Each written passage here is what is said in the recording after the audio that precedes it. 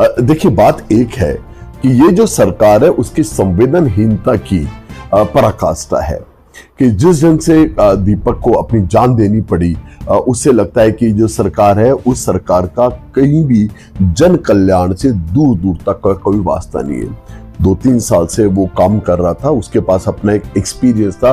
अचानक एक दिन एक तुगलक की फरमान आता है कि संविदा कर्मियों को हम हटाएंगे, ना कोई नोटिस ना कोई पूर्व सूचना, और आप उनको हटा देते हैं।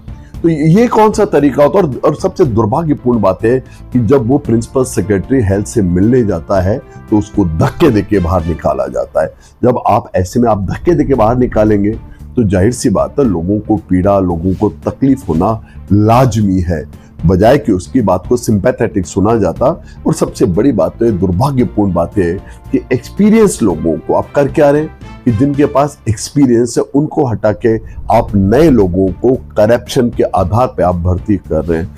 2-2 लाख रुपए देके लोग नए ढंग से भर्ती हो रहे हैं। तो मैं आपसे पूछना चाहता हूं, अगर एक संविदा कर्मी ने 2 साल या 3 साल अगर आपके साथ काम किया है तो उसको आप प्राथमिकता से क्यों नहीं लेना चाहते? आप प्राथमिकता से आप उसे इसलिए नहीं लेना चाहते कि नए लोगों से आप नए सौदेबाजी कर रहे हैं। और जब सरकार सौदेबाजी में मुलव्विस हो जाए, जब सरकार को लगे कि मुझे सौदेबाजी करनी है और सौदेबाजी के आधार के ऊपर मैं काम करूंगा, तो फिर जाहिर सी बात है आत्महत्याएं भी होंगी और लगातार होंगी। अब मैं तो केवल एक बात कहता हूं कि इस एक दीपक के परिवार की तरफ आप झांकिएगा।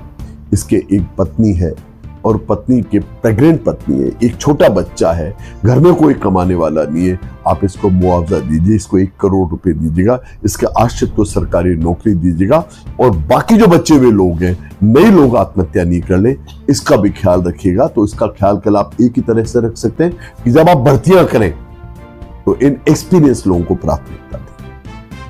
और सच बात तो है कि आप कांग्रेस के विरोध के अंदर आप इतने अंधे हो गए हैं कि अशोक गहलोत जी की जो सबसे शानदार जो स्कीम थी, health scheme, health security scheme, आप उसके ऊपर आघात करना चाहते हैं।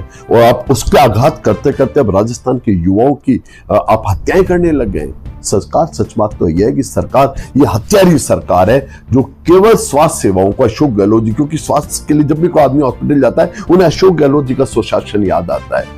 और आपके इसी से आहत होके आप इनको नौकरियां हटा रहे हैं। आप कुछ भी नहीं कर रहे, आप लोगों के प्राण ले रहे हैं।